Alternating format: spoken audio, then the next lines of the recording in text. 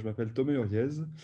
J'ai ouvert une boutique de vêtements bio il y a 13 ans qui s'appelle Mode Éthique et qui a fait trois petits à Nantes, Lyon et Grenoble. Et donc, on vend des vêtements bio équitables depuis 13 ans. Et dans le cadre de cette activité de développement de mode éthique, bio, made in France, eh bien, j'ai créé 1083 en 2013. Et voilà. Et on vend des jeans et des baskets made in France. Ou plutôt, ce sont nos clients qui en achètent. Et nous, on s'attelle à développer des ateliers et à recréer de l'emploi. Alors justement, tu nous as parlé de 1083. C'est quoi exactement 1083? 1083, c'est la distance qui sépare les deux villes les plus éloignées de l'Hexagone. Donc, ça va de Menton au sud-est, c'est-à-dire par là, jusqu'à Port-Spodère, donc au nord de Brest, tout à l'ouest de la France. Et donc, cette diagonale, c'est les 1083 km maximum qui séparent deux villes les plus éloignées de l'Hexagone. Et donc, notre concept, notre projet, c'est de fabriquer des jeans et des baskets au plus près de nos clients, à moins de 1083 km maximum. Alors De toute la justement, France. tu parles de faire des baskets, de faire des jeans. Donc comment vous avez fait tout ça? En fait, donc l'idée au début, c'était de faire du jean parce que comme je vendais des vêtements bioéquitables, c'était un peu frustrant de vendre des vêtements qui étaient pleins de valeur, mais pas forcément tous très jolis, ou en tout cas tous très populaires. Ouais. Je dis souvent pour rigoler que je confesse avoir vendu quelques bonnets péruviens. C'est presque vrai. D'accord. Et ça, en fait, ces vêtements-là, j'ai rien contre, mais c'est juste qu'ils ne permettent pas à nos idées, à nos valeurs, de toucher grand monde. Et quand ces marques-là ont connu des difficultés, que moi-même, du coup, ça mettait mon magasin en danger parce que je manquais de fournisseurs, je me suis dit, tiens, bah, si je mettais ces mêmes valeurs dans un autre médium, un vêtement que les hommes, les femmes, les jeunes, les vieux, les catholiques, les musulmans portent, le Ouais. jean. Et en plus, ce qui est cool dans le jean, c'est que c'est un produit très symbolique. Il est très polluant, très mondialisé, très concurrentiel. Et donc, réussir à le faire proprement en France, c'était un super défi. Et particulièrement en France, parce que alors le jean, c'est américain pour les Américains, c'est italien pour les Génois, parce que ça vient de la ville de Gênes, le mot jean, Ouais. mais c'est Ok. français pour les Français, grâce aux de Nîmes, qui viennent de la ville de Nîmes. Et donc, je me suis dit, ben, on a un super projet symbolique, euh, très populaire, massif, en essayant de relocaliser la chaîne de fabrication d'un jean en France. Donc, ça a commencé avec cette idée-là. J'ai trouvé un atelier de confection à Marseille. J'ai trouvé deux tisseurs qui ont accepté de me faire confiance. Parmi tous les gens que j'ai contactés, c'était en 2011, 2012, 2013, donc ce n'était pas du tout la mode ni du Made in France, ni Ouais. du financement participatif. Et du coup, ben, Éric Boel au tissage de Charlieu, la famille Birgin à Marseille, qui a l'atelier de confection, et Denis Heinrich de Valru Industrie à l'époque, devenu Tissage de France aujourd'hui, où je suis, à Arc-en-Moselle. D'accord. Et ben on fait confiance. Et donc, grâce à eux, on a développé un proto de jean que j'ai présenté en financement participatif en 2013, en espérant vendre 100 jeans depuis ma petite boutique de Romans-sur-Isère. Et puis, en 2 mois, on en a vendu 1000. En 6 mois, 6000. Et puis après, chaque année, on a augmenté. Et là, aujourd'hui, on a vendu 50 000 jeans en 2020. On fait à peu près 8 millions d'euros de chiffre d'affaires contre 200 000 euros de chiffre d'affaires en 2013. Donc, on a beaucoup grandi D'accord. grâce aux commandes de nos clients qui nous ont permis déjà de créer 150 emplois dans la filière textile, dans notre filature, tissage, teinture, coupe, confection, délavage, tout ça c'est fait en France. Et voilà, c'est génial pour nous. On a plus de commandes que de capacité de production depuis 7 ans. Et c'est grâce à ça, c'est parce qu'il y a de plus en plus de gens qui achètent des jeans 1083 qu'on recrée la filière, qu'on crée des emplois, qu'on développe la qualité, qu'on développe des collections. Et on ne sait pas trop où on va s'arrêter. Pour l'instant, ces 50 000 jeans qui sont énormes pour nous, c'est que 0,05% du marché français, puisque en D'accord. France, on vend 88 millions de jeans chaque année en France. Et si on triplait, si on vendait 150 000 jeans par an, eh bien, en fait, on représenterait que 0,15% du marché. Donc, et on serait certainement autour de 300-400 personnes. D'accord. Donc, ça permet de se rendre compte un petit peu du nombre d'emplois qu'on peut créer tous ensemble en France en choisissant des filières un maximum relocalisées et un maximum respectueuses de l'environnement aussi. Super. Comme je le disais en préambule, Thomas, tu as été beaucoup cité ce matin en fait en exemple, mais manifestement en fait ton modèle il est difficile à reproduire. C'est quoi les conseils que tu peux donner en fait? Ah, moi, je ne crois pas du tout que notre modèle soit difficile à reproduire. Ok. Non, non, je pense que on a rien de plus que les autres. Euh, on a deux bras, deux jambes, un cerveau, deux oreilles, un nez, deux yeux, une bouche. Mhm. Et notre produit, il est très concurrentiel Enfin, je veux dire, ce qu'on a fait dans le jean, on peut le faire dans les chaises, on peut le faire dans les vélos, on peut le faire dans les voitures, on peut le faire D'accord. dans les t-shirts, on peut le faire dans les casquettes. Pour moi, je vois aucun truc particulier qu'on aurait nous. Ok. Euh, la seule chose que je trouve de plus en plus difficile, c'est qu'en fait, quand la distribution, le commerce était exclusivement en magasin, il y avait autant de bonnes rues marchandes que de villes en quelque sorte, voire même il y avait plusieurs bonnes rues marchandes par ville. Donc ça laissait un potentiel, un terrain de jeu très divers où plein de petites échoppes initiatives pouvaient exister localement. Là aujourd'hui avec le numérique, il n'y a plus cette diversité et le numérique il conduit à la concentration. Donc, en marque de jeans Made in France, on est une dizaine, et c'est trop bien. Et ce serait génial qu'il y en ait une centaine. Mais en vrai, c'est pas très réaliste d'imaginer qu'il y en ait une centaine, parce qu'en fait, sur Instagram, on ne sera jamais fan de 100 marques de jeans, Mhm. parce qu'on a pas assez de... parce que l'écran est trop petit. Euh, Forcément. sur Google, il y aura jamais plus de... Enfin, on n'ira jamais voir la 20e page de résultats pour voir quelle est la 200e marque. Bref, en fait, le numérique, il concentre un peu le marché.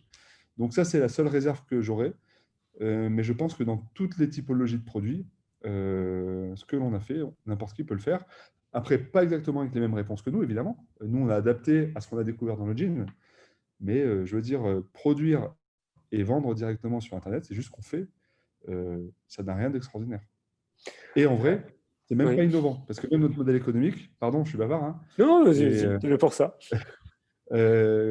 par exemple, les DNVB, les Oui. Digital Native Brand, c'est le Vertical Brand. Vertical brand. Euh, Ça.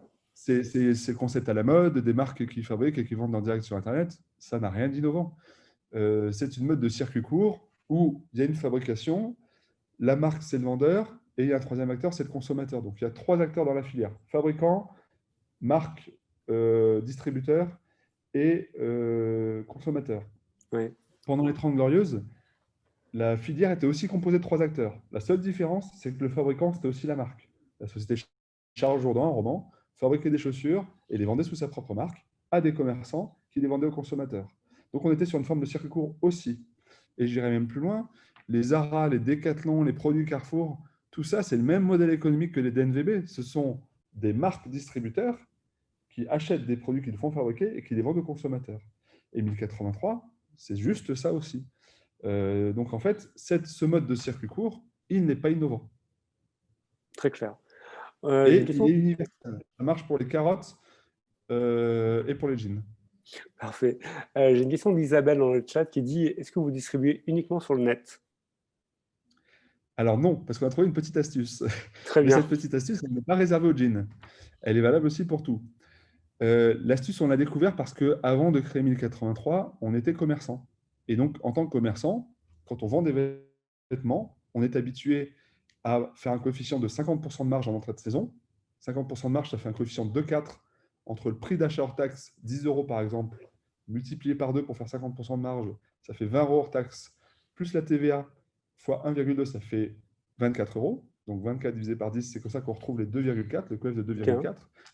Et donc, ce coef de 2,4, puisqu'on fait 50% de marge, il devrait nous amener à avoir un bilan en fin d'année de 50% de marge sur le bilan du magasin. Mais le bilan d'un magasin n'est pas de 50% parce que un mois et demi sur 6, donc 2-3 mois sur 12, il y a les soldes. Et au moment des soldes, le commerçant dégrade sa marge. Et au final, du coup, la marge d'un commerçant, ce n'est pas 50%, c'est 40%. Donc ça, c'est si on se place du point de vue du commerçant. Maintenant, si on se place du point de vue de la marque, comme nous, on a créé 1083 après, on se dit, mais attends, si le commerçant, il gagne sa vie avec une marge de 40% à la fin de l'année, pourquoi ne pas lui proposer cette marge de 40% toute l'année? Mhm. Et 40%, c'est quoi? C'est un coef 2. Alors donc, nous, on s'est mis à proposer nos jeans en coef 2 vendus au même prix toute l'année. Ça veut dire qu'on ne fait pas les soldes. Et pourquoi on ne fait pas les soldes? Parce qu'on a peu de stock. Et pourquoi on a peu de stock? Parce que la fabrication, elle est proche de la distribution. D'accord. Quand la fabrication, elle est à des milliers de kilomètres, le temps que la production elle vienne, que ce soit des chaises, des tables ou des jeans, c'est pareil, le temps que ça arrive, eh ben, le commerce se passe. Et donc, du coup, si on veut vendre beaucoup, il faut stocker beaucoup.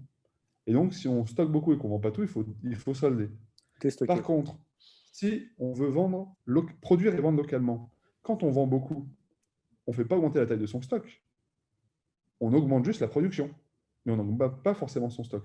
Donc ça veut dire que plus on fabrique proche du lieu de consommation, moins on a besoin des soldes. Si on n'a pas besoin des soldes, ça veut dire quoi? Ça veut dire qu'on a moins besoin de marge de distribution, puisque le commerçant, au lieu de devoir faire 2,4, il fait 2. Ça veut dire que sur un jean, nous, un jean, ça nous coûte autour de 35 € à fabriquer. On fait un coef 3 pour le vendre aux consommateurs, contrairement aux grandes marques qui font un coef 10. Nous, on fait le même coef 3 que H&M et que Zara. H&M et Zara, ils achètent pas cher pour vendre pas cher. Nous, on réussit à faire du made in France le plus local, le plus bio possible, en étant concurrentiel des grandes marques. Ces marques, elles font x10, nous, on fait x3, donc notre jean coûte 35 €. On le vend du coup 100 €. Si on fait un coef de 2,4, si on propose aux commerçants un coef de 2,4 pour le vendre 100 €, ça veut dire, alors pardon, je vais le faire en direct parce que Sortez les calculatrices, tout le monde. 100 divisé par 2,4, ça fait 41 €. Quand on gagne 41 € et qu'on fabrique le jean pour 35 €, ça fait 41 moins 35, ça fait 7 €. Ce n'est pas assez de marge. Ça ne permet pas de supporter cette filière-là. On ne peut pas le vendre. On ne peut pas payer un commercial pour aller démarcher des commerces pour vendre des jeans avec 7 € de marge. Par contre, si on propose 40% de marge, ça veut dire que le jean que le commerçant vend 100 €, s'il le vend avec une marge de 40%, ça veut dire que s'il l'achète 50 € et qu'il le vend 100 € TTC, donc il achète 50 € hors taxe, il le vend 100 € TTC, il gagne autant d'argent avec nous qu'avec n'importe quelle marque où il aurait un coef de 2,4, mais sur lequel il serait obligé de solder parce que la marque elle-même solderait sur Internet. Donc nous, on ne fait pas ça. On dit, on propose la même marge toute l'année. Du coup, quand tu auras plein de monde dans ton magasin parce que c'est les soldes, eh ben, on va t'aider à ne pas dégrader ta marge, puisque du coup, tu auras tout le temps 40%. Et nous, pour ne pas t'embêter, on ne va jamais solder. On est au même prix juste. Et pourquoi on peut se permettre de jamais solder? Parce que du coup, si on a moins de production, si on a moins de ventes, si on a trop de stock, on réduit juste la production. Et donc, Thomas, je t'interroge juste 2 minutes. En fait, il va nous rester 2 minutes et j'ai pas mal de questions dans le chat parce que forcément, les gens sont très curieux par rapport à ce que tu fais. Et donc, alors, il y a Majdouline qui me dit qu'on peut prendre un peu plus de temps, donc on va se donner du temps. Donc Isabelle nous dit, donc en fait, il n'y a pas de produits éphémères, vous avez que des produits permanents, jamais vous faites des soldes. Si, alors, on a des produits saisonniers. D'accord. Mais comme la production est collée à la distribution, si ce produit saisonnier marche bien, eh ben on augmente la production. S'il ne marche pas bien, on baisse la production. Et comme on vend en direct sur Internet, le pire qui puisse nous arriver, c'est qu'on lance une petite production et qu'elle ne marche pas du tout. Et bien, comme on a nos propres magasins et notre propre site Internet, on va les écouler. Et pour ces commerçants à qui on propose peu de marge et que l'on ne concurrence pas, puisqu'on ne fait pas des soldes sur Internet, on est tous les partenaires les uns des autres, puisque du coup, grâce à notre site Internet, les consommateurs voient les boutiques qui sont près de chez eux. Et pour le consommateur qui va dans la boutique près de chez lui, qui ne trouve pas son jean, eh bien, il peut l'acheter sur Internet. Donc en fait, notre site Internet n'est pas le concurrent des commerçants, c'est le confrère, le partenaire. Et plus on est fort en B2C, donc sur Internet, plus des consommateurs vont aller voir leurs commerçants, parler de nous et leur dire « Est-ce que tu pourrais vendre 1083 ?» Du coup, au lieu de chercher à prospecter des commerces, plus tu es fort en B2C, plus les consommateurs parlent aux commerçants et génèrent des appels entrants des commerçants. Forcément. Oui. Et donc, moins la prospection coûte cher, voire même tu n'as pas de prospection. Plus tu es bon en B2C, plus tu as des opportunités de revendeurs. Donc, tout ça fait qu'avec seulement 35% de marge, puisque du coup, on achète 35 €, on vend 50 € hors taxe, on fait moins de marge qu'une marque traditionnelle, mais ce n'est pas gênant parce qu'on n'est pas organisé de la même manière. On n'a pas de prospection à faire et on n'a pas de stock, ou plutôt le stock que l'on a, c'est juste celui qui est produit à la demande, en quelque sorte, au fur et à mesure des commandes de nos clients professionnels et de nos clients particuliers. Ok, très clair. On va prendre une question de Naïr qui est un petit peu longue. Donc, ce n'est pas facile votre modèle pour les entrepreneurs. C'est difficile de trouver un atelier de fabrication de denim en France qui prenne les petites marques. Moi-même, je suis dans ce même parcours et cela m'a pris 1 an pour trouver le seul atelier qui nous accepte. Et aussi, la partie de délavage écologique, ozone, laser, n'est pas disponible en France. Nous sommes obligés de faire le délavage ailleurs, dans mon cas en Italie. Eh ben, bienvenue dans mon quotidien. C'est-à-dire que tout ça, il faut le reconstruire. Alors nous, on a acheté une machine laser depuis 4 ans qu'on a un roman dans nos locaux, à notre siège. Et du coup, si ça peut t'aider, tu peux me contacter par email, thomas@1083.fr. Je reçois beaucoup d'emails, alors si jamais je ne réponds pas, n'hésite pas à me relancer. Et du coup, il faut reconstruire cette filière-là. Donc, nous, on investit dans des ateliers. À Rue-sur-Moselle, là, on est en train de travailler sur la création d'un nouvel atelier de confection. Mais effectivement, la mort, c'est difficile. On a dû reprendre notre filateur tisseur qui était en redressement judiciaire. On a créé notre atelier à Romans. On a créé l'école du jean à Romans pour trouver des couturières pour cet atelier quand on avait acheté les machines. Bref, tout ça, c'est très laborieux au beau sens de labeur. C'est long. En 7 ans, tu vois, on n'aura vendu que 50 000 jeans par an. On pourrait peut-être en vendre double ou triple si on avait les machines Gynologia pour faire le laser et l'ozone, si on avait autant de couturières qu'on aurait besoin. Mais malheureusement, une forêt, il suffit d'une tempête pour coucher une forêt. Par contre, pour que la forêt elle repousse, ben, ça prend du temps. Mais c'est ça qui est intéressant. Donc, du coup, c'est comme ça. Et surtout, ne soyons pas frustrés que les possibilités soient si faibles, parce que si la filière était encore en place et solide, et ben en fait, il n'y aurait pas l'opportunité commerciale qui consisterait à dire ensemble, reconstruisons cette filière. Donc du coup, on n'existerait pas si la filière était nickel. Parfait. Mathilde te demande si vous avez des minimums de production. Oui, oui, oui, on a des minimums de production, ça dépend selon les métiers. Par exemple, sur le laser, on parlait du délavage là, avec la question précédente. Sur le laser, le minimum de production, c'est une pièce. Sur le tissage, quand on fait du tissu, le minimum de tissage, c'est 500 à 1000 mètres, parce que la mise en œuvre du métier à tisser a de tels frais fixes, la fabrication de la chaîne, que ça n'a pas de... En fait, les premiers mètres, ils coûtent des centaines d'euros. Et plus tu tisses, plus tu fais des dizaines, des centaines, des milliers de mètres, plus les frais fixes de départ sont amortis sur toute la longueur du tissu, donc moins le tissu coûte cher. Donc c'est souvent ça qu'il faut essayer de contourner. Par exemple, le moyen pour démarrer qui nous a permis de faire du denim en petite quantité, c'est que le denim, c'est un fil bleu et un fil blanc. Et généralement, le fil bleu est en chaîne. Et c'est cette chaîne qui coûte cher à faire, surtout quand c'est une chaîne spécifique bleue. Et donc, pour faire du tissu en petite quantité, on a inversé le sens du tissu. On a mis le fil blanc en chaîne et le fil bleu en trame. Et du coup, on a pu passer sur des chaînes standards blanches. Et du coup, ça a permis de faire tomber le minimum de commandes. Et après, ça dépend des ateliers. En confection, c'est pareil. C'est plus galère pour un atelier de faire plusieurs fois des petites quantités qu'une seule fois des grandes quantités. Et donc, il faut être astucieux pour essayer de trouver des chemins qui conviennent et à la marque et aux fabricants.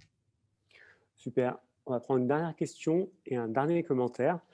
Donc, Essling dit quel levier quand on est intégré pour gérer les coûts de frein structurels. Eh ben, la diversification, ne pas mettre ses œufs dans le même panier. Nous, commercialement, on vend 50% sur Internet, 50% en magasin. Quand on a, là, par exemple, avec le Covid, on a plus progressé sur Internet. Et ben, du coup, notre réponse à ça, ça ne va pas être d'investir sur Internet, ça va être d'investir sur les magasins. De telle sorte à rester à 50-50. Pourquoi? Parce que là, on était bien content d'avoir le site Internet à cause du Covid, où nos magasins et nos revendeurs, ils ont fermé pendant 2 mois. Si demain, en 2021, il y a un bug informatique qui fait que le web est planté pendant 2 semaines, pourquoi pas? Ça peut arriver. Bien sûr. Si ça arrive, on sera bien content d'avoir les magasins. Ça, c'est pareil en industrie. C'est-à-dire que nous, je vous ai parlé au début, on avait 2 tisseurs qui nous ont fait confiance.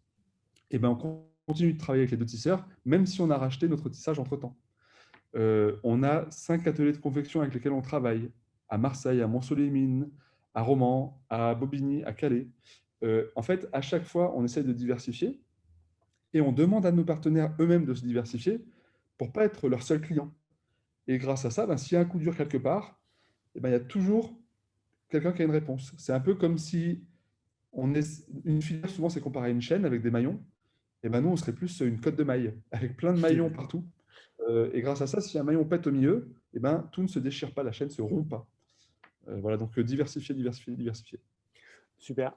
Thomas, on a quasiment fini. Un dernier commentaire. Alors, je vais essayer de ne pas écorcher le nom. C'est Buchaillé qui dit c'est dommage, c'est tellement intéressant. Il aurait fallu avoir plus de temps pour Thomas.